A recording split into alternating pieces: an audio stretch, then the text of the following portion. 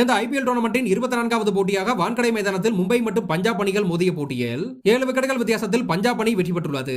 இந்த போட்டியில் மும்பை இந்தியன்ஸ் அணி முதலாவதாக பேட்டிங் செய்த பட்சத்தில் பிச்சின் தன்மையை கணிக்கும் பொருட்டு பந்து ஸ்விங்காவதை கணித்த ரிக்கல்டன் பந்தை தொடவே தயங்கினார். அதன்படி அஸ்தி வீசிய முதல் ஓவரில் முதல் 5 பந்தை டாட் பாலாக வைத்த ரிக்கல்டன் பின்னர் அந்த ஓவரின் கடைசி பந்திலும் கூட ஒரே ஒரு சிங்கிளை மட்டுமே எடுத்திருப்பார். பின்னர் அஸ்தி வீசிய 3வது ஓவரின் முதல் பந்திலேயே ரிக்கல்டன் விக்கெட்டை கொடுத்த பட்சத்தில் பின்னர் வந்த கேப்டன் சூரியகுமார் யாதவ் கடந்த 2 ஓவரில் பந்து ஸ்விங்கானதை கணித்து பொறுப்பாக விளையாடுவார் என்று எதிர்பார்த்தால் பந்தை பார்க்காமலே தொட்டுவிட்டு விக்கெட்டை கொடுத்து வெளியேறினார். உண்மையில் T20 வேர்ல்ட் கப் டோர்னமெண்டை வென்ற கேப்டன் சூர்யா ஒரு பொறுப்புடன் தான் விளையாடுகிறார் என்ற வெறுப்பை கிளப்பியது. பின்னர் ஜோடி சேர்ந்த குவிண்டன் டி காக் மற்றும் நமந்தீர் ஜோடி தான் இந்த ஸ்லோ பிச்சில் மும்பை இந்தியன்ஸ் அணி 195 ரன்களை எடுக்க காரணமாக இருந்தது. குறிப்பாக குவிண்டன் டி காக் இந்த டோர்னமெண்டில் தனக்கு கொடுக்கப்பட்ட முதல் வாய்ப்பிலேயே சிறந்த ஆட்டத்தை வெளிப்படுத்தி காட்டியுள்ளார். இதன் மூலம் தனக்கான வாய்ப்பு தொடர்ந்து வேண்டுமென கேட்டுள்ளார் என்றே சொல்லலாம். குறிப்பாக ஹர்திக் பாண்டியாவுக்கு ஸ்ரேயாஸ் ஐயர் பிடித்த கேட்சானது இந்த போட்டியில் மிகுந்த கவனம் பெற்றதாக இருந்தது.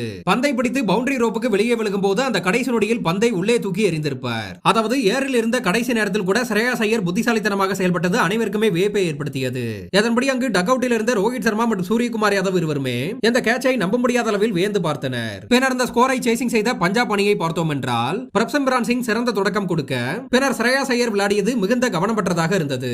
அதாவது போட்டியை கடைசி வரை எடுத்து செல்லக்கூடாது, வேகமாக முடித்துவிட வேண்டும் என்று அதிரடியாக விளையாடினார். குறிப்பாக இந்த போட்டியின் முடிவுக்கு பிறகு பேசியுள்ள மும்பை இந்தியன்ஸ் அணியின் கேப்டன் ஹர்திக் பாண்டியா ஒரு சில முக்கியமான விஷயங்களை பதிவு செய்துள்ளார். அதாவது தனிப்பட்ட பிளேயர்கள் மீது தவறு உள்ளதா மற்றும் இனி வரக்கூடிய போட்டிகளில் பெரிய முடிவுகளை எடுக்க வேண்டி இருக்கலாம் என்ற வார்த்தையை விட்டுள்ளார். அதன்படி இனி வருகிற போட்டிகளில் ஒருவேளை சூரியகுமார் யாதவ் அல்லது திலக் வர்மா தவிர்க்கப்பட வாய்ப்புகள் இருக்கலாம் என்று எதிர்பார்க்கப்படுகிறது.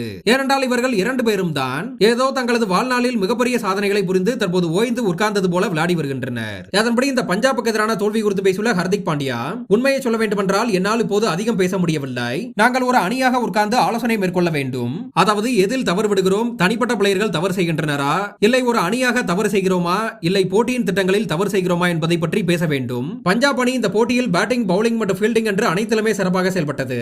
அவர்களது சிறந்த ஆட்டம் தான் இந்த போட்டியில் எங்களது தோல்விக்கு காரணம். தொடர்ந்து நாங்கள் தோற்று வருவதற்கான காரணங்கள் என்னவென்று பார்க்க வேண்டும். ஒருவேளை நாங்கள் பெரிய முடிவுகளை எடுக்க வேண்டி இருக்குமா, இல்லை இப்படியே விளையாடுவோமா, போக போக விஷயங்கள் நமக்கு சாதகமாக மாறுமா என்பதை பற்றி யோசிக்க வேண்டும். இது எல்லாமே கடினமான கேள்விகளாக உள்ளது. இதற்கு நாங்கள் பதிலை கண்டுபிடிக்க வேண்டும் என்று ஹர்திக் பாண்டியா தெரிவித்துள்ளார்.